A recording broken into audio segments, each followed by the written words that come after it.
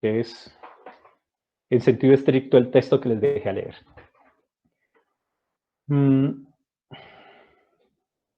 La idea de que una identidad circule, funcione, se construya en un cierto espacio, que en este caso es un espacio cualificado por la idea de lo moral, ¿no? Por la relación con lo moral, implica la tesis fuerte de Taylor, ¿no?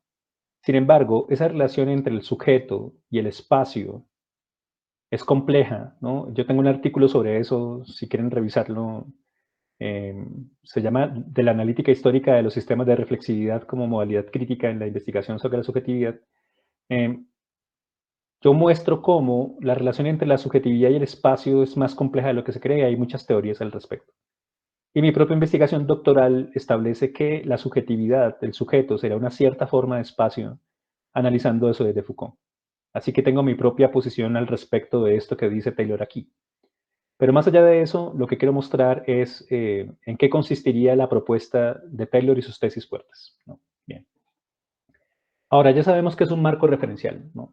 El marco referencial establece una conexión con el trasfondo, siempre, porque lo delimitan. No basta con que haya algo en el fondo, ¿ven?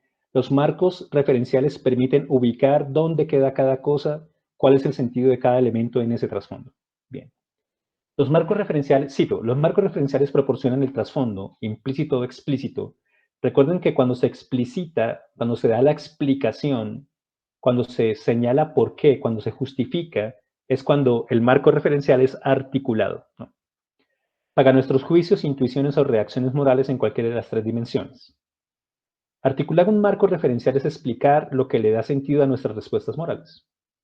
Esto es, cuando intentamos explicar qué presupone, cuando juzgamos si una cierta forma de vida es verdaderamente digna de consideración, o cuando colocamos nuestra dignidad en un cierto logro o estatus, o definimos nuestras obligaciones morales de una cierta manera. Nos encontramos entonces articulando inter alia, entre otras cosas significa esto en latín, lo que aquí vengo a llamar, ¿no?, marcos referenciales. Bien, al respecto de la relación entre marco, trasfondo y articulación, ¿está claro o hay alguna pregunta?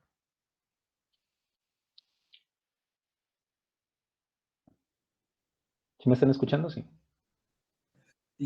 Taylor ha llegado a identificar algún patrón por el medio del cual este proceso se desarrolle. Es decir, hay ciertas personas o ciertas articulaciones que se dirigen hacia un bien o hay un trasfondo en común en algunos casos. Digamos que cuando él habla de la identidad moderna, va a establecer como unos elementos que se mantienen eh, a la hora de dar cuenta de eso y especialmente su aparición histórica, ¿no? Eso no significa que para él la cuestión del trasfondo sea inamovible o definitivo, pero cuando se trata de la pregunta por la identidad moderna, él ve esos elementos y señala cómo históricamente aparecen, que es lo que vamos a revisar a lo largo de las exposiciones, ¿no? Eso no implica que haya un modelo único o una única manera de. Es cierto que esos trasfondos cambian, que los conflictos se dan al final del libro. Nosotros solamente vamos a ver la segunda parte del libro, no vamos a ir más lejos porque pues, no tenemos tiempo. Y este no es un seminario sobre Taylor únicamente. Pero digamos que al final del libro él va a mostrar cómo hay una tremenda, en el trasfondo actual, unos desafíos complejos que derivan de esas cuestiones de la modernidad, ¿no? Pero no se trata de que con eso quiera hacer una uniformización o establecer un pattern, un modelo en el sentido de unas ciertas repeticiones o unas regularidades. Bien, identidad y marco referencial. Cito, quizá la mejor manera de ver esto fuera centrarnos en el asunto que solemos describir como la cuestión de la identidad. Hablamos de ello en estos términos porque frecuentemente la gente formula espontáneamente la pregunta en la forma de ¿quién soy yo?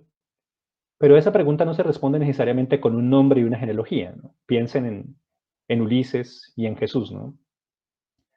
Lo que responde esta pregunta es entender lo que es sumamente importante para nosotros. Recuerden, la apuesta de lo que implica la relación entre identidad y moral.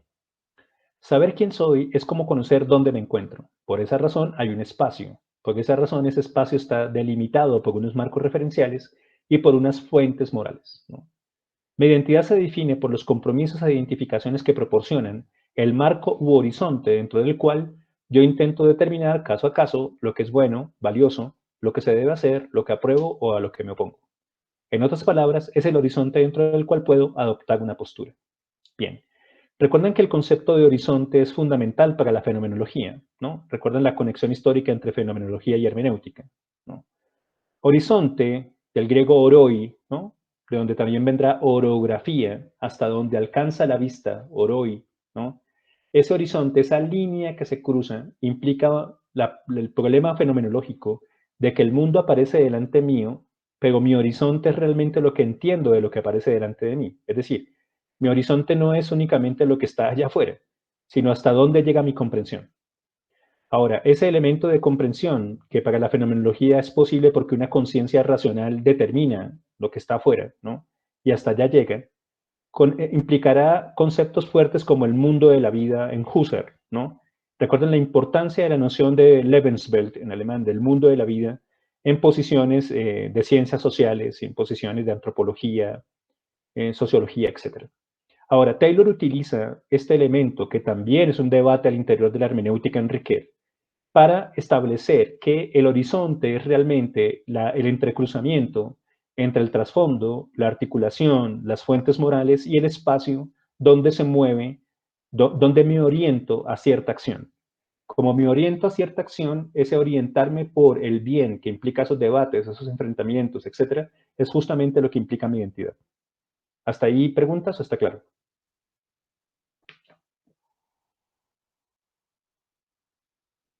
Profe, digamos que metodológicamente yo puedo decir que las acciones dan cuenta de una identidad y un marco referencial.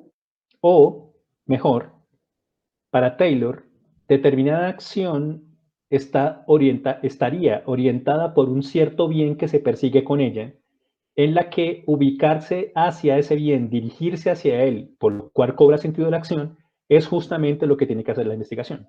¿Eh?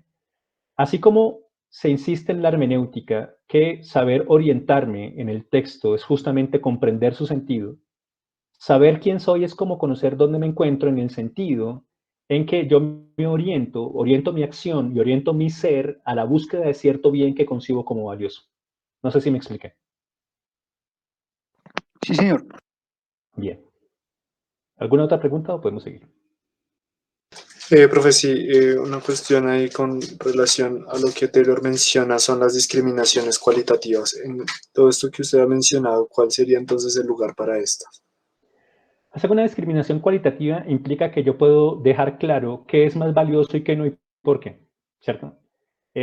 Cuando alguien me pregunta, ¿qué le da más sentido a tu vida? ¿Trabajar o ser madre? Sí, por ejemplo, un ejemplo. Cuando eso ocurre, alguien puede hacer distinciones, discriminaciones cualitativas, precisamente por la orientación hacia el bien que ha decidido, con la que ha decidido comprometerse y que es la que configura su horizonte. Digamos que hay un momento en el que yo le puedo preguntar a alguien por qué entre A y B debe elegirse o A o B, y cuando hago ese análisis, ese sujeto contestaría A o B por estas razones y haría una discriminación. Cuando eso se establece con la dignidad, perdón, con la identidad, con la conexión de la identidad, entonces, según Taylor, la dirección hacia lo valioso, la persecución, el compromiso hacia lo valioso sería lo que mostraría la exigencia de la distinción cualitativa, de la discriminación cualitativa. Pongamos un ejemplo menos complejo. A ver.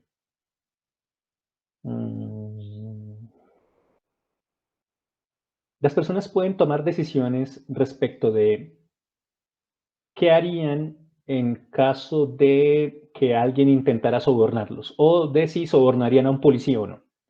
Entonces, en una discriminación cualitativa, alguien le preguntaría, oye, ¿tú sobornarías al policía para que no te ponga el parte?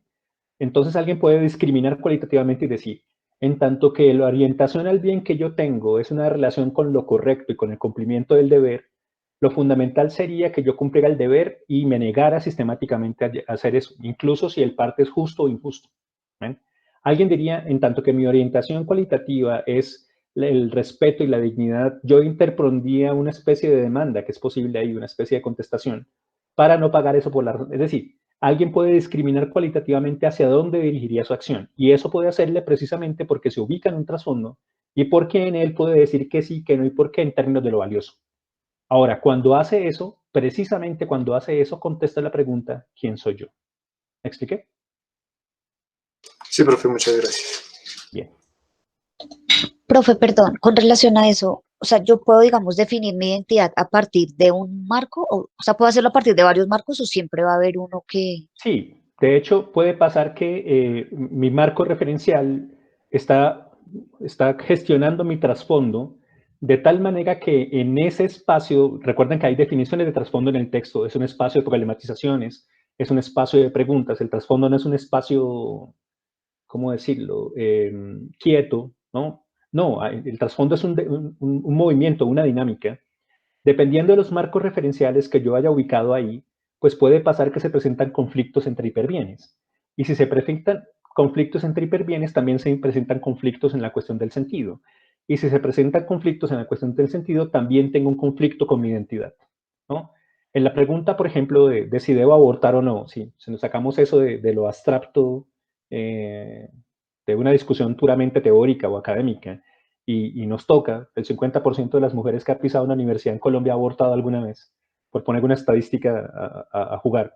Tomar la decisión de si aborto o no implica un enfrentamiento, un choque entre mis marcos referenciales, porque por un lado está esta formación derivada de estas formas religiosas, estos aspectos éticos, estas exigencias de mi comunidad feminista, etc. Esos elementos que se entrecruzan ahí implican que el trasfondo no siempre es pacífico y quieto. Al contrario, puede pasar que al interior de él se den muchos conflictos. Y justamente lo que haga y hacia dónde me dirija y qué valor entienda como el más importante en una situación como esa, establece quién soy yo. Por eso Taylor insiste en que no sería posible desligar la identidad y el marco referencial en el que se toma esa decisión, en el que se deriva esa decisión. No sé si me expliqué. Sí, profe, gracias. Profe, tenía, digamos que en este caso, un interrogante frente a los límites del marco referencial, es decir, me refiero al sentido, si bien ese ejercicio del marco referencial se mueve en torno al, digámoslo,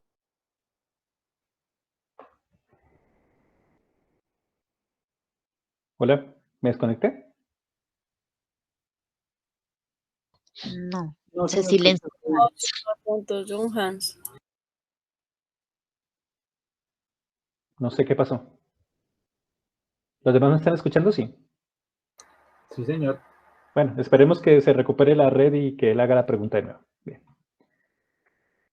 Pero no basta con que aparezca el trasfondo y el horizonte, ¿no? La articulación y el lugar de la articulación es central, ¿no? Decir de mí mismo implica esa conexión compleja entre el lenguaje, moral y acción, identidad. Y al mismo tiempo implica que yo no hago eso de una manera exclusivamente afirmando mi identidad en el lenguaje y en relación con mis fuentes morales, sino lo hago siempre ubicado en el marco de una comunidad y una cultura en la que puedo interconectarme, en la que puedo hablar, en la que puedo establecer esas articulaciones. Si no se da esa comunidad definidora, entonces no habría posibilidad de trasfondo y mucho menos de identidad. Dice Taylor, la definición que hago de mí mismo se comprende como respuesta a la pregunta ¿quién soy yo? Y esta pregunta encuentra su sentido original en el intercambio entre hablantes. Ojo, eso implica competencias del lenguaje. Esta exposición no se va a ocupar tanto de eso, aunque Taylor lo hace. Taylor hace una tremenda delegación epistemológica en el capítulo que les pedí que leyeran respecto de la cuestión de la objetivación, es decir, si el sujeto puede ser objeto para una ciencia o no. Recuerden que él es un gran filósofo en términos epistemológicos, pero digamos que no vamos a dedicarnos a eso acá porque reconocemos elementos epistemológicos, pero no estamos en una definición puramente epistemológica. Así que hay una comunidad definidora que tiene su propio trasfondo y en el que yo me ubico.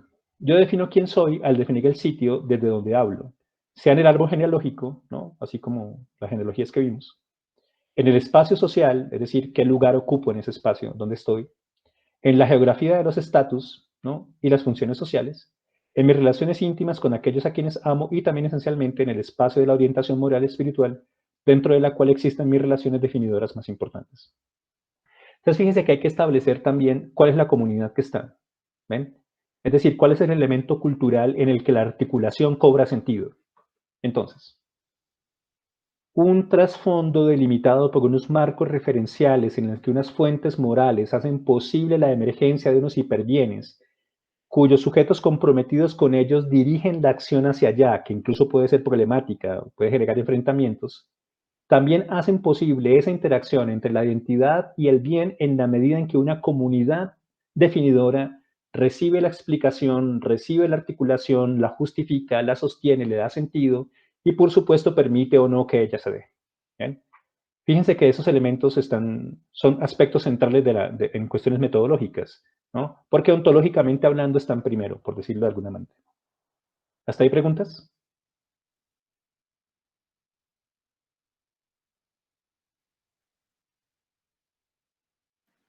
No, señor. Bien. Y entonces, si el lenguaje tiene un lugar y ese lugar se da en relación con una comunidad definidora, aparece el problema de la identidad y la narrativa.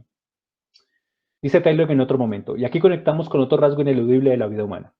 He venido defendiendo que para encontrar un mínimo sentido a nuestras vidas, para tener una identidad, necesitamos una orientación al bien, lo que significa una cierta percepción de discriminación cualitativa, que era la pregunta que me estaban haciendo ahora, de lo incomparablemente superior. ¿Qué es eso que es incomparablemente superior?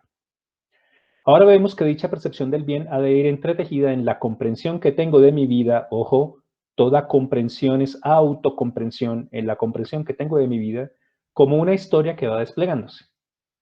Pero esto es manifestar otra condición básica para poder entendernos. Entendernos a nosotros mismos. Ojo, hemos de asir nuestra vida en una narrativa. Pero también que otros nos entiendan. ¿Ven? En ese elemento de la comunidad y el papel del lenguaje no basta únicamente con la articulación de la discriminación cualitativa que realizo acerca de un hiperbien que me mueve o uno que no. Cuando eso pasa, también se genera la necesidad, la solicitud, la exigencia de. Ricoeur insistirá en esto también y tendrán en común con Taylor el hecho de que esta narrativa implica unas competencias. Es decir, hay que ser competente para plantear esta narrativa. ¿Ven? No basta con ser competente para dar cuenta de una cierta orientación al bien o de por qué defino A en lugar de B en una discriminación cualitativa. Termino haciéndolo en el orden de una narración. ¿Preguntas? Sí, profe, no me quedó claro. No. Bueno, ¿por qué o sea, sí, como el lugar de la narrativa ahí? Fue lo que me quedó, como al último no me sonó. Bien, entonces íbamos en el hecho de que yo puedo dirigir mi acción por un hiperbien, ¿cierto? Y que cuando alguien me solicita, me pregunta por qué, me solicita una explicación, una justificación, yo puedo articularlo y puedo decirlo. Puedo decir, realizo esta discriminación entre la acción A y la acción B por este conjunto de cosas. Es decir, en el ejemplo, aborto o no lo hago por estas razones, porque estos bienes me impulsan. Mi autorrealización o la vida como, hay unos valores allá, unos elementos increíblemente valiosos que yo termino asumiendo como elementos que dirigen mi acción y yo puedo articularlo y decirlo. ¿Hasta ahí vamos bien? Lo verbalizo, ¿sí? Sí, lo articulo, ¿no? O sea, Taylor quiere decir articular para darle ese sentido fuerte, que no es únicamente ponerlo en el lenguaje, sino poner eso en el lenguaje, esa justificación en el lenguaje. No solamente lo verbalizo, sino que lo articulo, en el sentido de que lo expreso en su sentido y en su profundidad. ¿Hasta ahí vamos bien? Ya, profe, ahora sí. Bien. Ahora, yo hago eso en una comunidad definidora, porque si yo estoy entre, no sé, en un trasfondo que no es el mío, en una comunidad que no es la mía, y saco unas ciertas valoraciones, pues no servirán de nada ahí. Es decir, esa comunidad no podrá aceptar la justificación, tal vez podrá deliberarla, suponiendo que pueda comprenderla, etcétera, ¿no? Pero básicamente no le dará ninguna función a eso. Ahora, lo primero que pasa es que cuando yo hago eso, puedo señalarlo y puedo establecer por qué, pero no queda más remedio que establecer una conexión entre esos hiperbienes, esas valoraciones, esas articulaciones y una narrativa. Dicha percepción del bien ha de ir entretejida en la comprensión que tengo de mi vida como una historia que se despliega, una historia que va desplegándose. Es decir, que necesariamente esa articulación, esa conexión con los hiperbienes, ese modo de articular, de decir, se conecta con la manera como yo digo de mí mismo. En este momento me pasó tal cosa y decidí A en lugar de B Es decir, planteo la discriminación, pero la discriminación cualitativa y la articulación no se desligan de una narración en la que mi vida está ahí, porque no se trata únicamente de decir, estas son mis opciones, sino de decirlo, estas fueron mis opciones en este momento, de esta manera, por estas razones, y por eso hice esto en lugar de esto otro para buscar esta otra cosa. Lo que implica que la articulación no puede desligarse de la narrativa. ¿Ahora sí? Sí, señor. Profe, una inquietud en esa... Antes de eso, recuerden que se trata de entendernos en ese doble sentido, ¿no? Una narrativa que nos echamos a nosotros mismos, ¿no? Y una narrativa que le echamos a otros, ¿no? Bien, ahora sí, disculpen. Sí, ¿Qué me iba a bueno, decir? creo que no sé si va por ahí. ¿Qué importancia o qué centralidad tiene lo que dicen los otros en esa narrativa? Por ejemplo, en el texto que leíamos de la Odisea, hay otra persona que le está como adelantando algunas cosas de lo que él es como un espejo, por así decirlo, o otro rostro de lo que yo soy. Sí, pues lo genial de eso es que eso tiene historia, es decir, el lugar del otro tiene una historia completa, ¿no? Porque una cosa es considerar al otro como un ser racional que me exige que plantee de manera racional mis posiciones, otra es que lo haga como alguien que valora profundamente mis emociones y se identifica o se desidentifica de ellas, y otra cosa es que lo hagan en términos de mis derechos, es decir, las diferentes fuentes de la modernidad implican diferentes lugares del otro. Eso porque podría ocurrir una idea loca según la cual el otro siempre ha tenido el mismo lugar. Pero si eso fuera así, el yo también tendría el mismo lugar. Lo que quiere decir Taylor es que en la configuración del yo, los otros tienen un papel, pero ese papel también es histórico. No siempre hemos considerado la relación yo-otro de la misma manera. Ahora, cuando planteamos una narrativa y le entregamos un lugar a los otros en esa narrativa, o cuando esos otros que están ahí tienen algo que decir respecto de la narrativa, etcétera, eso es un asunto que sigue manteniendo la misma posición. Incluso si alguien cuestiona mi narrativa, lo hace al interior de una narrativa. No sé si me expliqué. Sí, señor, sí. Bien. Ahora, ¿qué pasa cuando revisamos nuestra narrativa, por ejemplo, y desde la conexión compleja, por ejemplo, en Freud o en otras teorías psicológicas, de una, how you say that, miscomprehension? No es una incomprensión, es un equívoco respecto de mi propia narrativa, ¿no? Yo sigo echándome la propia narrativa, la narrativa todo el tiempo, y de pronto el terapeuta, que es un otro privilegiado, por decirlo así, me muestra cómo hay una representación errónea de lo que ocurrió, una sensación innecesaria, estoy llevando a cabo un ejercicio de error. Por ejemplo, ese trabajo tan difícil del terapeuta en psicoanálisis, que es hacer visible un recuerdo falso, la cuestión del recuerdo falso en Freud. Supongan que están en una terapia psicoanalítica y en el trabajo con el terapeuta, el psicoanalista les muestra que lo que ustedes creen que es fundamental, que sostiene toda su vida, es un asunto falso. ¿Tienen idea de lo que eso implica en la propia narrativa y en la manera como uno se dirige al propio ser? ¿Se pueden imaginar algo así?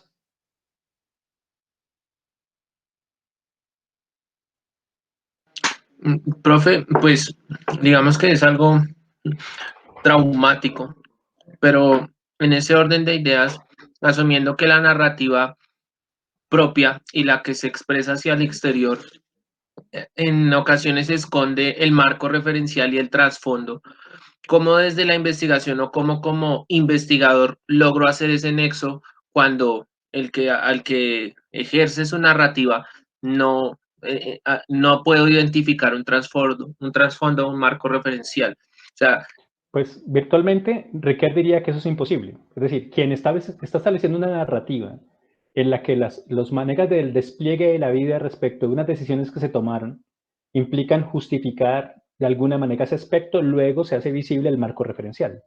Incluso si alguien mintiera, estaría mintiendo desde un cierto marco referencial, porque lo haría para agradarle a los otros, para evitar el castigo, para escaparse de cierta sanción, etc. Incluso mentir en la narrativa o configurar una narrativa puramente ficticia implicaría tener en cuenta el marco referencial en que estoy echando la narrativa, porque si no lo hago, no será posible establecer incluso el engaño. No sé si me expliqué. sí, profe. Sí.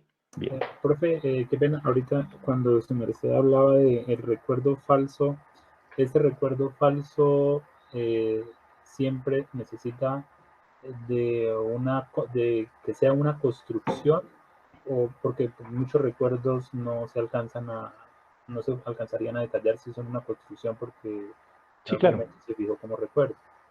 No, yo no quiero decir que el recuerdo falso sea una construcción. Mejor quiero decir que en esa narrativa que yo he generado y que tengo en unas narrativas como esas no se explican de dónde sale eso, sino que estoy asumiendo que el recuerdo es verdadero. Pero suponga que el ejercicio analítico estructural del psicoanalista encuentra las claves para dar cuenta de que eso no fue, de que eso nunca ocurrió, sino que es una manifestación del inconsciente. Eso lo hace de unos criterios, con unos métodos, etc. Cuando eso pasa, cuando eso se da, el lugar del otro está desafiando mi narrativa de unos criterios para modificarla. Y al hacerlo, eso hace inviable que yo mantenga la narrativa que tenía. Aparece una narrativa completamente nueva. Lo mismo pasaría si, por ejemplo, el terapeuta no está, sino que yo me enfrento a un conjunto de hechos, encuentro unos testimonios, aparece un video en el que yo veo de nuevo una situación que creí que era de cierto modo, que siempre tuve en la cabeza que era de cierta manera, y ahora aparece de cierta otra manera, y entonces digo, oh, cuando eso ocurre, entonces esa narrativa se reconfigura. Ese lugar del otro implica un desafío constante a mi propia narrativa, claro. Pero también está el hecho de que yo puedo modificar mi narrativa y al hacerlo, modifico mi orientación en lo que hace valioso o no valiosa mi vida. No sé si me expliqué. Sí, señor. Bien. Bueno, entonces llegando hasta acá, quisiera leerles otro texto para terminar la clase de hoy y escuchar las preguntas si existen. Empezamos, ¿qué hora son? Temprano. Empezamos leyendo 8 y 9 de la Ilíada, ¿no? Bueno, entonces quiero leerles la primera parte, luego de todo esto, ¿no? Quiero leerles la primera parte de Una habitación para sí misma, ¿no? Hay una traducción que también dice un cuarto propio, ¿no? Es un texto que tiene que ver con una conferencia que Virginia Woolf, la escritora, termina siendo un hito para el feminismo, tiene que realizar, ¿no? En una universidad muy prestigiosa, ¿no? Quiero leerles este elemento para que ustedes me hagan el favor de esforzarse por identificar. Trasfondo, marco referencial, fuentes morales, articulación, identidad. Sí, es decir, quiero leerles esto, que es una cuestión moderna, es una cuestión de mediados del siglo XX, ¿no? La conferencia fue pronunciada en 1929. Para que, escuchando lo que está ahí, pueden leerlo después si quieren, para revisarlo otra vez, traten de identificar esos elementos y puedan decirlos. ¿Está claro el juego o no está claro? Sí, señor. Bien, entonces, bueno, todos los que hemos leído Virginia Woolf sabemos esto de memoria. Ustedes han leído esto millones de veces. Hay elementos que tienen que ver con la historia de la literatura, etc. Hay lugares ficticios, etcétera. Ella misma explica todo eso, pero tal vez no tengamos el tiempo para leer todo el capítulo primero, sino solamente esta parte. Dice esta traducción, capítulo 1. Pero digan ustedes, nosotros le pedimos que hablara sobre las mujeres y la novela. ¿Qué tendría eso que ver con un cuarto propio? Intentaré explicarlo. Cuando me pidieron que hablara sobre las mujeres y la novela, me senté en la orilla de un río y me puse a pensar lo que esas palabras querrían decir. Podrían significar simplemente unas observaciones sobre Fanny Burney, otras sobre Jane Austen, un tributo a las Brontë, un esbozo de la casa parroquial de Hopthorpe, bajo la nieve, algunas eventuales ironías sobre Miss Mitford, una respetuosa alusión a George Eliot, una referencia a Mrs. Gaskell y asunto concluido. Pero repensándolo bien, la empresa no me pareció tan sencilla. El tema, las mujeres y la novela, puede querer decir, y ustedes pueden querer que quiera decir, las mujeres y lo que parecen, o si no, las mujeres y las novelas que escriben, o tal vez las mujeres y las novelas que se escriben sobre ellas, o esas tres cosas inextricablemente mezcladas. Y esto último puede ser lo que ustedes quieran que yo estudie. Pero al disponer de adoptar esta interpretación, que me parecía la más interesante de todas, pronto advertí que tenía una desventaja fatal. Nunca podría llegar a la conclusión. Nunca podría cumplir lo que es, entiendo, el primer deber de un conferenciante. Ofrecerles después de una hora de charla una pepita de verdad pura, que ustedes envolverían en las hojas de sus libretas y guardarían eternamente sobre el mármol de una chimenea. Solo puedo ofrecerles una opinión sobre un tema menor. 2 puntos. Recuerden que esta es la tesis central y que tiene una importancia para el feminismo. Para escribir novelas, una mujer debe tener dinero y un cuarto propio. Y eso, como ustedes verán, deja sin resolver el magno problema de la verdadera naturaleza de la mujer y la verdadera naturaleza de la novela. He eludido el deber de arribar a una conclusión. Las mujeres y la novela son 2 problemas que aún no he resuelto. Pero en compensación, trataré de mostrarles cómo he llegado a esa opinión sobre el dinero y el cuarto propio. Voy a desarrollar ante ustedes, con toda la plenitud y franqueza posibles, el proceso mental que me condujo a ella. Si expongo las ideas o los prejuicios que respaldan esta tesis, ustedes acabarán por reconocer que ellas tienen alguna relación con las mujeres y con la novela. Sea lo que fuere, cuando un tema es muy discutido, y cualquier tema donde interviene el sexo lo es, nadie puede esperar decir la verdad. Solo es posible referir de qué modo se llega a una opinión. Solo es posible dar al auditorio la oportunidad de formarse opiniones individuales al observar las limitaciones, los prejuicios, las idiosincrasias del conferenciante. En este caso, los hechos son menos verdaderos que la ficción. Por eso, aprovechando todas las libertades y licencias del novelista, les contaré la historia de los 2 días que precedieron a mi llegada.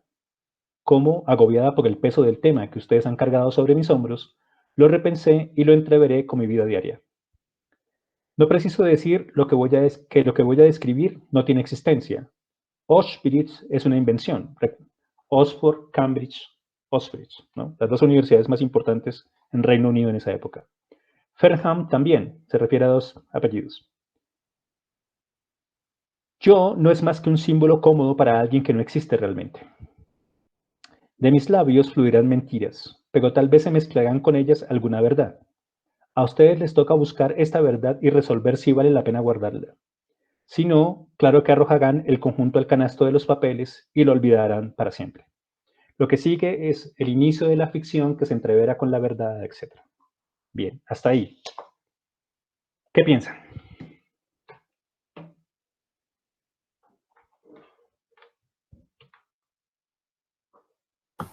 Pues digamos que entiendo un poco a la novela como ese horizonte sobre el que se encuentran unos hiperbienes de que ella nombra. Cuando una mujer quiere escribir novelas necesita dinero y cuarto propio, es decir, dinero y cuarto propio serían hiperbienes, entendiéndolo, digamos, en esa perspectiva. Bien, armemos el debate, de eso se trata. Yo tomé el hiperbién por el lado de la verdad que esperan escuchar el auditorio al que ella se está dirigiendo. Creo que, Bien. o sea, su discurso tiene allí un poco suscita esa intención, ¿no? El que yo esté aquí como intelectual, bueno, suscita que voy a decir unas verdades. O sea que reconocemos que los marcos referenciales, el trasfondo, los hiperbienes, todo eso se interconecta y podemos identificarlos en el discurso que se planteó. Y estamos tratando de hacer eso, ¿cierto? Bien. Sin embargo, reconocemos que en un trasfondo en el que hay ciertos marcos referenciales, puede haber más de un bien. Y cuando se dice qué conducta y qué no y por qué, y se justifica de cierta manera, hay unos bienes que establecen una discriminación cualitativa unos sobre otros, ¿no? Entonces, muy bien. Digamos que hemos identificado algunos, pero tratemos de establecer con claridad el marco referencial, los hiperbienes a los que se refiere, un poco lo que Taylor nos ha dicho. Bien, sigamos. Pues en cuanto a, digamos, a la cuestión de la identidad, ella antepone una condición que es la de ser mujer, ¿no?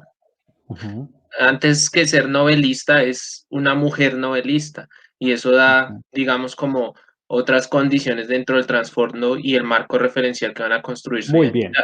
Entonces, pregunta metodológica.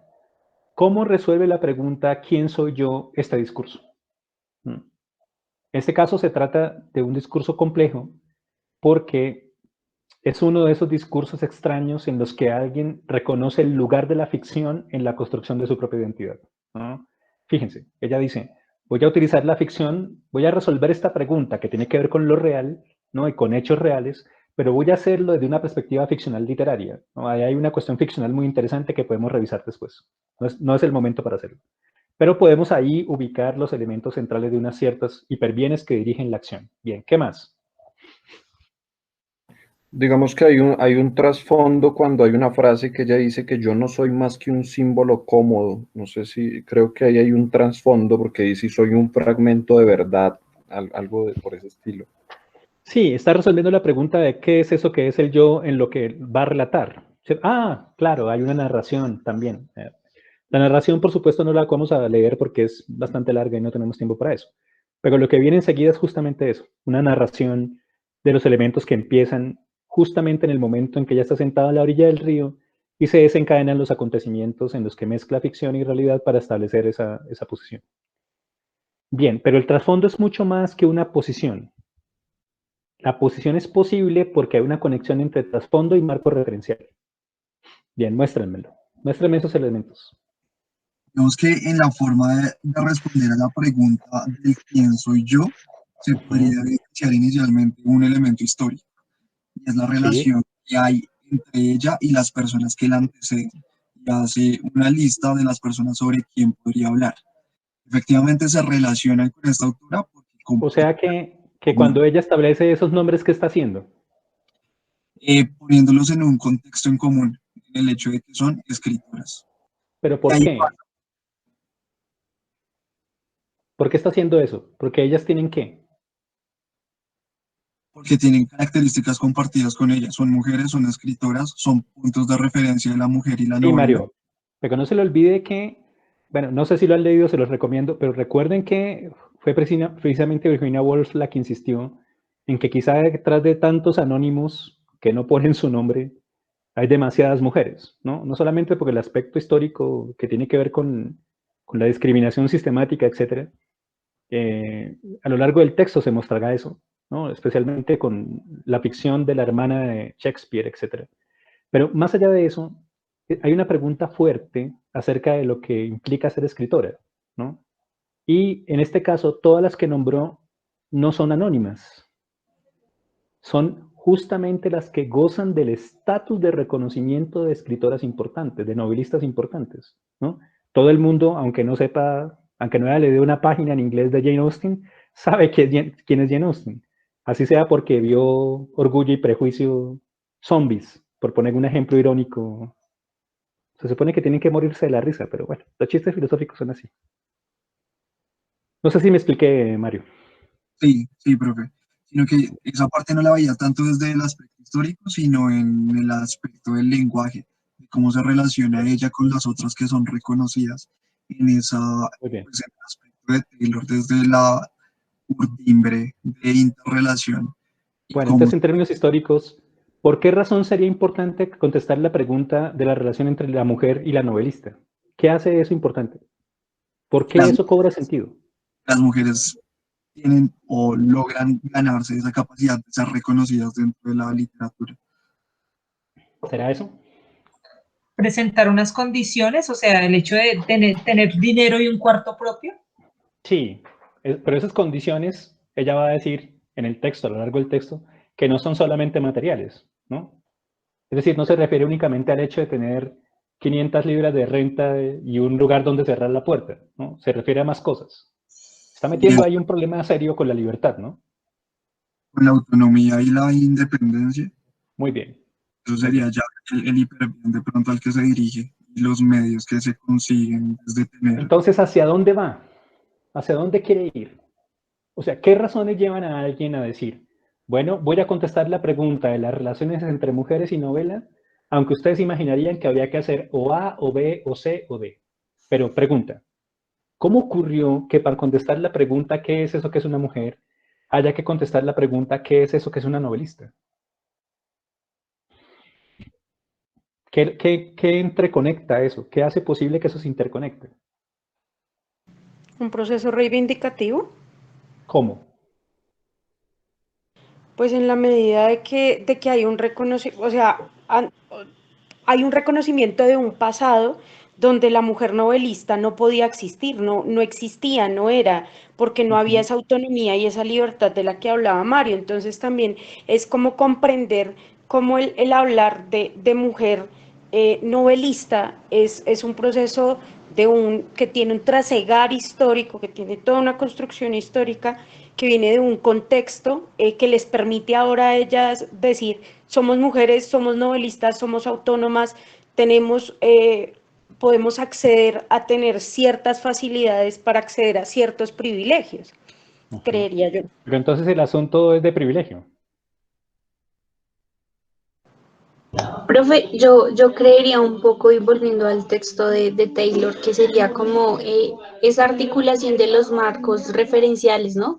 Desde los cuales se puede como evidenciar el problema del significado en relación a lo que es ser escritora y, bueno, ser mujer en sí. Entonces creo que ese marco referencial, decía Taylor, que tiene un trasfondo implícito o explícito desde donde se quiera evidenciar. Y en ese sentido, pues está cargado de unos juicios, de unas intuiciones y unas relaciones morales que se hacen evidentes, pues, creo yo, en el texto que su merced nos propone. Sí, la pregunta es justamente esa, Yurani. ¿Cómo se hacen visibles? Es decir, identifiquémoslos.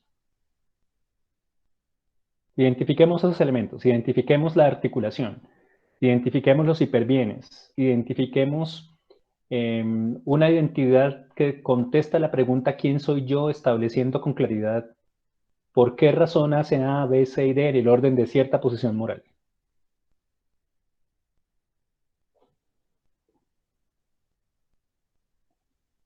Bien, quizá les haga falta otro pedacito para revisar la cosa.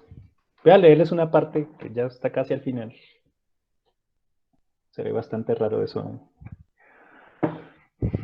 A ver qué piensan.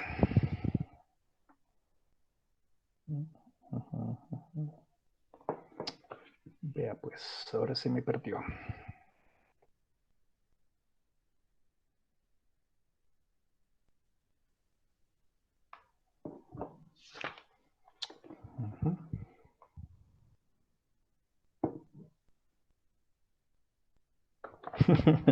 Lo siento, se me saltó la referencia aquí. Moví donde lo tenía marcado.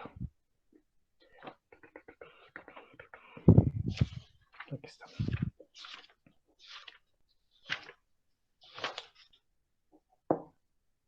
Una cita de Mr. Churchill.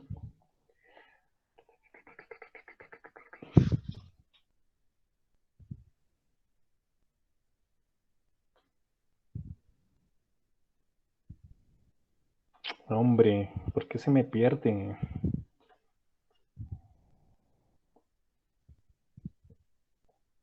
Aquí está.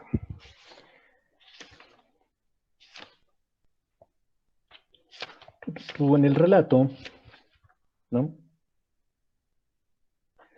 aparece como siempre el debate, el enfrentamiento con el sexo masculino, ¿no? Todo lo que ocurre justamente en una universidad, poder imaginarse, ¿no? Dentro del relato, lo han leído, ¿no? Está ella caminando por el césped de Oxford. Recuerdan que es imposible tocar ese césped si uno no es profesor, etc. No, es muy irónica al respecto de eso. Entonces dice, toda esa polémica de sexo contra sexo, de cualidad contra cualidad, todo ese alarde de superioridad e imputación de inferioridad, antes ya había hablado sobre eso, ¿no? Muestra un poema acerca de cómo lo femenino termina siendo imputado de inferioridad. Pertenece a esa etapa escolar de la evolución humana en que hay lados, comillas, y es preciso que un lado, comillas, le gane al otro, y es de suma importancia ascender a una plataforma y recibir de manos del director en persona una copa de lo más artística. Una copa quiere decir un premio. ¿Ya? Por lo demás, en lo concerniente a libros, es notoriamente difícil pegar etiquetas de mérito de modos que no se despeguen. ¿No son acaso las notas bibliográficas de literatura corriente una perpetua demostración de la dificultad de juzgar? Comillas, este es un gran libro, este es un libro nulo. Se aplican los dos nombres a un mismo libro. Elogio y vituperio no significan nada. No por delicioso que sea el pasatiempo de medir, es de todas las ocupaciones la más inútil, y someterse a los decretos de los mensores, es decir, de aquellos que miden, la más servil de las actitudes. Ojo con eso, ojo. Escribir lo que uno quiere escribir es lo único que importa. Y que eso importe por siglos o por horas es lo de menos. Pero sacrificar un pelo de la cabeza de su visión, un matiz de su color, para complacer a algún director con una copa de plata en la mano, o a un profesor con una vara de medir en la manga, es la más abyecta traición y el sacrificio de la fortuna y de la castidad, que se consideraban el mayor de los desastres humanos, es en comparación una simple picadura de pulga. Bien. Quizá ese elemento les ayude a imaginarse un poco cómo funciona ese trasfondo. Uno diría que el hiperbién, o yo diría que el hiperbién es la libertad. Ajá. ¿Cuál? En el caso que pone el profe en el último fragmento, la libertad de poder decir lo que ella considera, todo lo que considera sin tener, digamos que, traicionarse para, por ejemplo, recibir el beneplácito de un crítico. O de un profesor. O de un profesor, sí. Acuérdense que el debate es en una universidad que en ese momento ha abierto una facultad para mujeres, pero esa facultad para mujeres no tiene el mismo estatus ni reconocimiento que la de los hombres, ¿no? Yo mencionaba, pensaba en eso, digamos que si el trasfondo fuera también un elemento cultural, habría que situarla a ella históricamente, pues digamos que no hay un acceso ni siquiera en los Estados Unidos a la educación en el siglo XX, sino hasta bien entrado. Entonces, pienso que... Pero bueno, en otro lugar del texto, Diego, ella regaña a las mujeres de su época, ¿no? Recuerden que en esta clase tienen el derecho de aburrirse, ¿no? Si se aburren de que les esté leyendo Virginia Woolf, ustedes me dicen, con mucho gusto yo dejo de leerla. Hay otro momento en el que ella pasa cuenta de cobro, ¿no? Es bastante largo el texto, ¿no? Pero...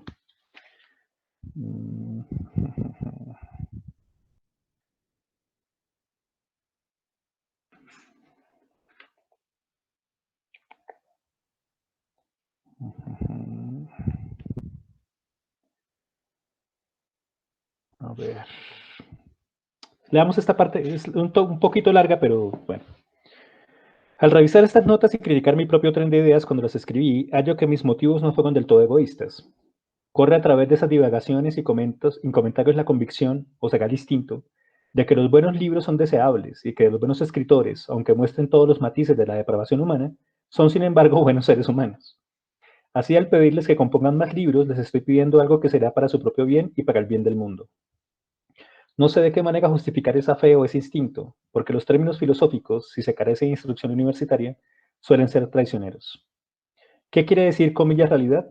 Parecería que es algo muy imprevisible, muy caprichoso, algo que puede estar en un camino polvoriento, en un diario roto en la calle, o ser un narciso en el sol. Ilumina un grupo de gente en un cuarto y destaca dicho causal. Nos anonada cuando regresamos a casa bajo las estrellas y hace que sea más real el mundo silencioso que el mundo de la palabra. Y ahí está de nuevo en un ómnibus y en el tumulto de Piccadilly Circus. A veces, también, parece habitar formas demasiado distantes para que discernamos su naturaleza. Pero hace permanente y fija todo lo que toca. Es lo que queda cuando la cáscara del día ha sido arrojada por la borda. Es lo que queda del tiempo que pasó y de nuestros odios y amores. El escritor, pienso, tiene la suerte de vivir más que los otros en presencia de esta realidad. Su oficio es descubrirla y juntarla y comunicarla a los otros. Así lo infiero al menos de la lectura de Lear, el Rey Lear de Shakespeare, ¿no? O de Emma, de Austen, a la Recherche du temps perdu, la búsqueda del tiempo perdido, ¿de quién? ¿De quién es ese libro? Ah, Proust. Pues la lectura de esas obras parece practicar una curiosa operación en los sentidos. Vemos después con más intensidad. El mundo está como desnudo de su envoltura y dotado de más intensa vida. Hay las personas envidiables que viven enemistadas con la realidad. Hay los dignos de lástima que están anonadados por lo hecho sin conocimiento y comprensión. Así, cuando les pido que ganen dinero y tengan un cuarto propio, ojo, les estoy pidiendo que vivan en presencia de la realidad. Una vida estimulante parece, puédase o no, comunicarla. Luego de eso hace una especie de elemento acerca de que no hay disculpa para que las mujeres de su época no vayan a la universidad, a pesar de las limitaciones que hay, ¿no? y que no lleven a cabo ese movimiento de libertad en sí mismas, etc. Bien, no sé si lo que acabo de leer ayuda o complica más las cosas, ¿no? Díganme qué piensan. Pues de pronto hay otro hiper bien ahí que es como el de la ética del novelista, ¿no? O sea, hay un problema estético en la mitad del paseo. Sí, o sea, Vimos eso en Taylor, el expresivismo, ¿no? Cómo aparece el hecho de que expresarse a sí mismo es una condición de la libertad y posee una interacción con la dignidad y el respeto. Fíjense, ¿no? Pero eso es histórico, aparece de una manera histórica y no siempre ha adquirido esas dimensiones. No necesariamente decir que se respeta a una mujer es lo mismo que decir que se respeta a una novelista. Y es justamente eso, el lugar donde ataca, ¿no? Virginia Woolf, ese elemento, ese aspecto complejo de lo ontológico de la pregunta por ser mujer, de lo estético de la pregunta por la novela y la ficción, ¿no? Para escribir ficción, para escribir novela, hay que tener un cuarto propio y una renta, ¿no? Entonces, elementos económicos, elementos políticos, etc. Todos esos entrecruzamientos que estén ahí. Muy bien. ¿Qué pueden circunscribir? ¿Qué marcos referenciales hay? Entonces, por ejemplo, acaban de ver que hay un elemento relacionado con la autoexpresión y la autorrealización. ¿Estamos de acuerdo o no? Sí, señor. Bien. Y entonces ahí hay un hiperbién. ¿Qué otros elementos vieron de los marcos referenciales? Luisa, cuando usted hacía la pregunta por la cuestión de la verdad, ¿qué iría ahí? ¿Luisa se fue de clase? No, estoy pensando en el tema de la dignidad. Se me quedó el tema de la dignidad ahí, pensando si era un marco referencial en últimas. Entonces, en este caso, se trata de que el cuarto propio y la renta de los 500 libras al mes son un asunto relacionado con la dignidad del oficio de novelista, que termina siendo despreciado en primer lugar por la condición de la mujer y en segundo lugar por esa idea de inferioridad según la cual una mujer no puede escribir novela ni ficción que valga la pena, ¿no? Algo así como si el oficio de escritora, si el estatus ontológico de escritora fuera inviable, cosa que era muy común en su época, ¿no? La idea de que las mujeres realmente no escriben. Dicen cositas. ¿Qué es Jane Austen en Orgullo y Prejuicio o en Emma? Pues alguien que cuenta una historia ahí, pero eso no es realmente literatura. Eso era muy común de decirlo en ciertas facultades de literatura en Inglaterra, en Estados Unidos en esa época, ¿no? Bien, ¿qué más? Vamos. Los aspectos metodológicos están ahí.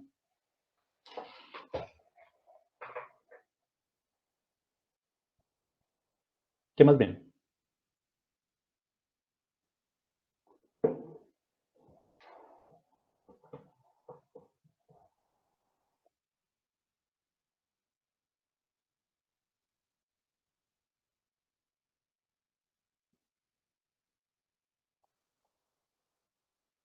Yo creo, profe, que también hay como un trasfondo sociohistórico también y sociopolítico de alguna manera.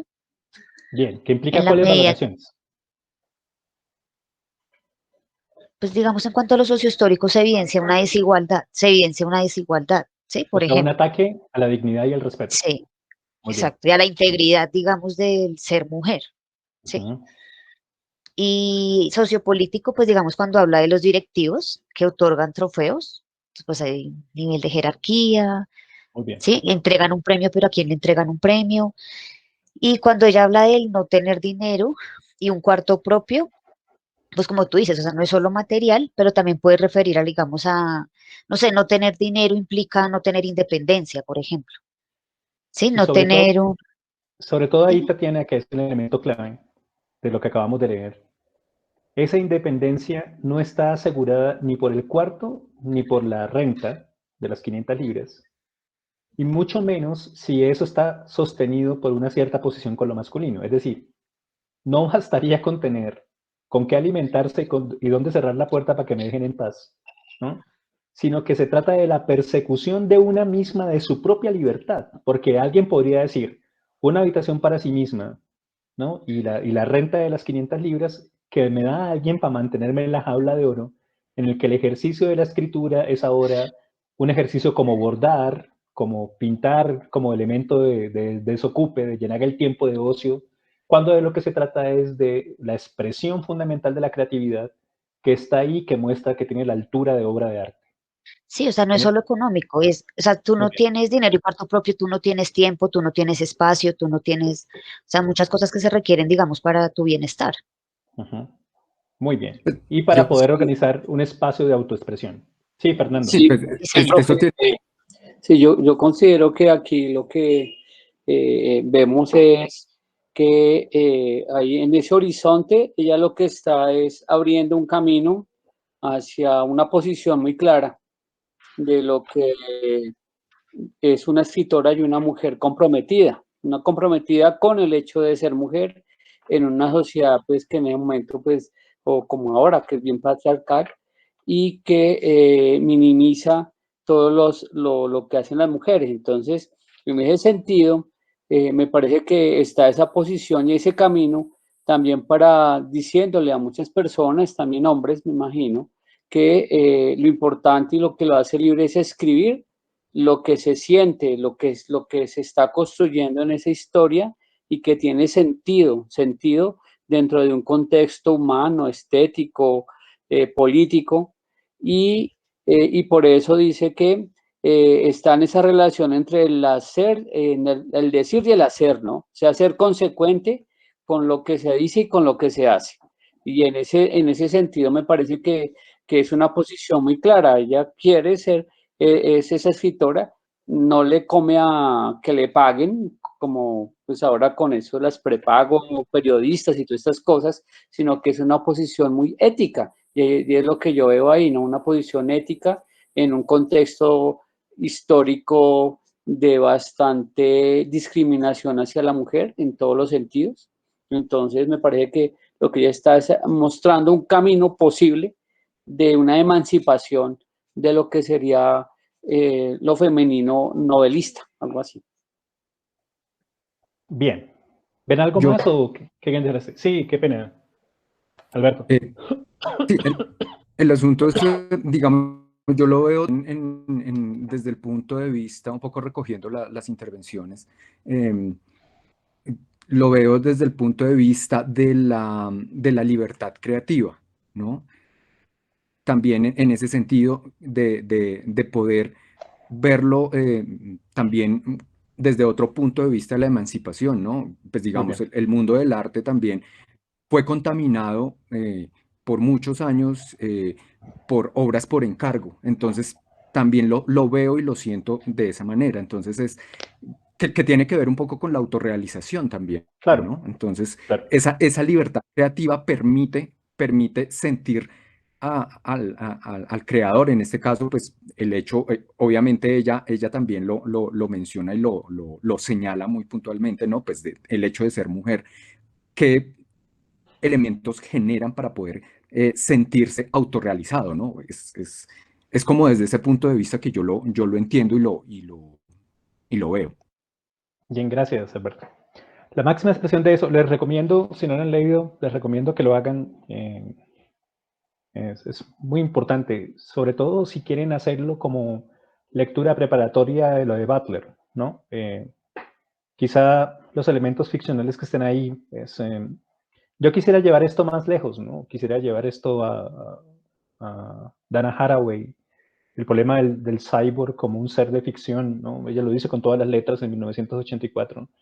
El cyborg es un ser de ficción y de realidad, las derivaciones analíticas que realiza Dana Haraway desde ahí, o lo que hace Rossi Braidotti con todos esos elementos, pero no tenemos tiempo y no podemos convertir el seminario solamente en un ejercicio de análisis de feminismo contemporáneo, aunque pues yo he planteado varias veces que esa electiva será muy importante hacerla.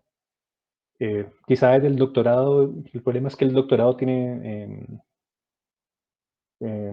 horarios en la mañana, ¿no? Pero bueno, quizá pueda organizarse de algún modo, también para las licenciaturas.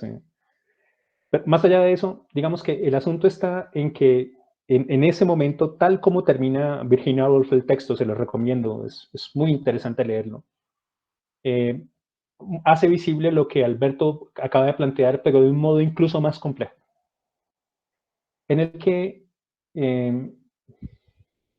la mujer por advenir, la mujer que seremos,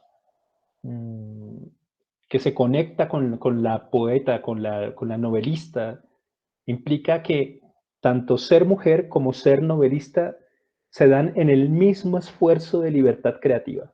¿Ven? No se es novelista y ya, sino que se es una mujer que es al mismo tiempo novelista, y en el esfuerzo por ser novelista es cierta mujer, y en el esfuerzo por ser cierta mujer es también novelista. Por eso la vida como tal, el llevar la vida de cierto modo, el configurar la existencia de cierta manera, implica que la autorrealización es mucho más que un cierto sentirse contenta con una misma, ¿lo ven? Es el trabajo, el esfuerzo, el diseño, la disciplina, el deseo, el esfuerzo, la conexión, el vínculo con otras que hace posible que la mujer y la novelista advengan, ¿no? Tienen que revisar eso de la figura ficticia de la hermana de Shakespeare, ¿no? Una mujer que nunca existió y a la que se le abroga haber hecho unos sonetos, etc. Tienen que revisar eso ahí. Pero lo más importante es que ella toma al final eso para insistir en que tanto un elemento como el otro muestran que el verdadero problema es la vida y el modo como se vive, y cómo se vive para la escritura y no para cualquier escritura, ¿no? Y que escribiendo se vive y que vivir es escribir. Ese elemento extraño y complejo de lo que implica una autorrealización, que ya no es sentirse feliz y ya, ¿no? O que otros sancionen, ella es feliz por A o por B y por C. ¿Sí? ¿Estamos de acuerdo, Alberto? Sí, sí, de acuerdo. Y precisamente es eso, es como las pulsiones que hacen y que mueven la vida misma. ¿Sí? Eso, ese motor interno que finalmente hace que uno se levante por la mañana, vaya a buscar lo de comer, pero llevado a un nivel mucho más elevado, como su merced lo plantea, ¿no? Y es precisamente al nivel creativo, ¿no? Al nivel expresivo y sentirse totalmente plena, pues con su merced lo puso y lo estableció muy bien en la explicación que acaba de hacer de eso, de ese motor que definitivamente sin eso no, es el oxígeno y es el aire que respira, que se debe respirar. Muy bien. Recuerden que eso nos lanza a otras maneras de estudiar la subjetividad que no estamos considerando aquí, ¿no? Básicamente al problema del deseo. Yo sé que han leído Hegel y que han leído el tratamiento que Hegel hace sobre la relación hombre-mujeres en su análisis sobre Antígona, el lugar del deseo en Hegel. Recuerden que la tesis doctoral de Judith Butler es precisamente sobre Hegel, ¿no? Hay un libro que ella escribe estrictamente sobre la cuestión de Hegel y el deseo, ¿no? El lugar del deseo en Freud, la manera como Deleuze toma a Spinoza y lo lanza contra Freud para proponer un esquizoanálisis en lugar de un psicoanálisis. Es decir, hay un tremendo problema del deseo aquí que no estamos considerando, que es toda una fuente analítica del problema de la subjetividad. Pero no lo vamos a considerar aquí, sino pasando por la genealogía de esa cuestión un poco en Butler. Sí, Fanny. Profe, ahí, no sé, de pronto vaya a decir una burrada, me dispensan todos ahí, pero siento que entonces hay unos cambios un cambio frente a los marcos referenciales, porque se hablaba entonces de la mujer, una buena mujer era la que atendía a su esposo, la que estaba en casa, la que era dedicada, juiciosa, abnegada. Entonces ella va a decir, no, venga, hay otras maneras también de ser mujer, a partir de la escritura, a partir de la afirmación de ser mujer. Entonces ahí como que cambian esos marcos de referencia. Oiga, sí, está bien ser mujer, como entregada a mi hogar. Igual yo creo que la discusión sigue siendo hoy en día. Hay muchas que no quieren ser madres y es totalmente válido. Y hay muchos que les gusta el ejercicio de la maternidad, de poder formar una familia. Y existen esas dos formas de ser mujer. Y ninguna de las dos es superior a otra.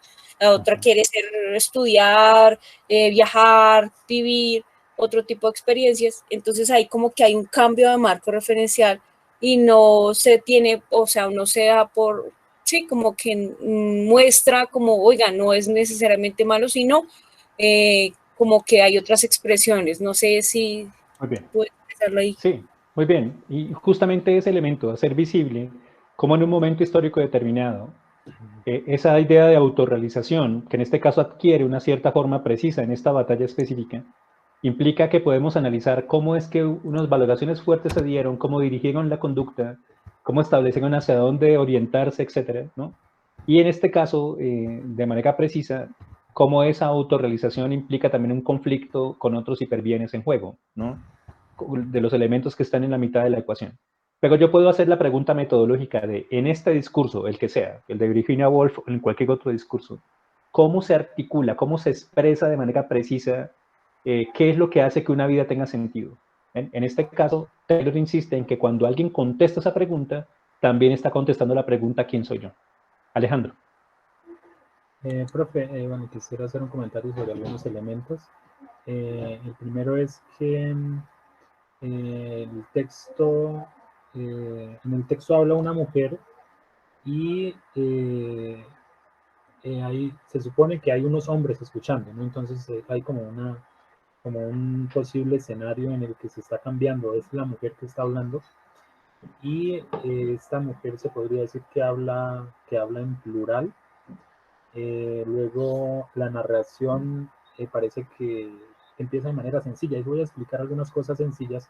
Luego hacia la mitad del párrafo dice, bueno, esto no es tan sencillo, esto en realidad es complejo. Y lo que noto es que esta parte del texto es como el afloramiento de una subjetividad, que es la subjetividad de la mujer, que tiene como la posibilidad de decir, esta es mi voz, aquí estoy yo, pero es una voz, por así decirlo, colectiva. Sí, muy bien. Bueno, estamos haciendo interpretación, ¿no? O sea, en este caso usted está haciendo una hermenéutica que le permite encontrar ahí unos elementos reflexivos que implicarían la toma de la voz propia, etcétera, y de ahí usted deriva unas consecuencias políticas, ¿no? Y todo ese ejercicio es un ejercicio interpretativo. Ahora, esa interpretación es posible porque recuerden que un texto siempre será susceptible de ser enfrentado desde muchas hermenéuticas, es decir, hay variables hermenéuticas, no solamente la de Riquer es como la más contemporánea y la que se toma el trabajo de cuestionar las anteriores y de plantear una posición frente a ellas, pero digamos que hay muchos modos de hacer hermenéutica frente al texto. Claro, hacer el trabajo hermenéutico implicaría irnos al contexto, dejar claro quiénes estaban presentes, por qué Virginia Woolf dice eso, cuál es el origen de sus ironías, por qué se ocupa de específicamente unos señores y no de otros en su texto, etc. Todo ese conjunto de cosas que implican una interpretación histórica mucho más compleja. Pero en este caso estamos haciendo visible que es posible tomar un discurso ficcional, un discurso que en este caso aparece como una narración que dice ella misma que es ficcional y que entremezcla elementos de la verdad, tal cosa, que tiene que ver con el papel de la ficción a la hora de resolver un problema de la subjetividad o de la identidad que tiene que ver con qué es eso que es ser una mujer, ¿no? Es un texto muy interesante de revisar. Ahora, no todos los discursos son así, no todos tienen ese privilegio. Digamos que hay muchos discursos posteriores que tienen esa clase de conexión y que, digamos, tienen el privilegio ontológico de que uno pueda revisar eso de esa manera. Pero básicamente estamos tratando de organizar eso para mostrar cómo es posible que en un discurso literario, ficcional, no ficticio, sino ficcional, recuerden la diferencia, ¿no? El propósito es establecer con claridad qué es eso que entiende uno o por una misma, cómo se establece una narración de eso, cómo esa narración está organizada en unos elementos que se entienden valiosos, que se enfrentan a, y se puede delinear ese trasfondo, esos marcos referenciales, esos hiperbienes, esas articulaciones, y se puede hacer un análisis de esos elementos, ¿no? Recuerden que Taylor también tiene una idea de imaginario, una noción de imaginario que no explicita aquí, pero que se parece mucho a la cuestión del trasfondo, ¿no? Pueden encontrar este texto sobre imaginario en ese libro que se llama así, El imaginario social de Charles Taylor.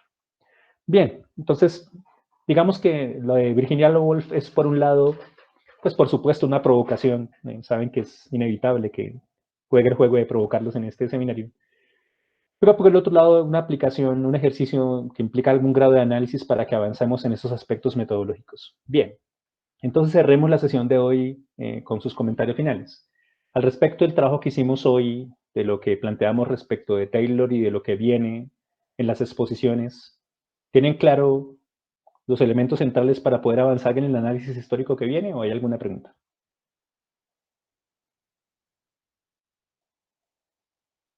No, profe, pues personalmente yo cuando leí el texto, digamos que me sentí bien porque creo que la forma de escribir del autor es bastante interesante y comprensible. Entonces, pues sí quedé con algunas duditas, pero como tal, con la clase ya y con los ejemplos y el análisis de los apartados de la Odisea y demás, pues creo que queda un poquito más claro el tema de todo lo del marco referencial, del contexto histórico y cómo esto es importante para el tema de la construcción de identidad, de la moralidad como tal. Entonces, personalmente sí siento que fue bastante aclaratorio todo.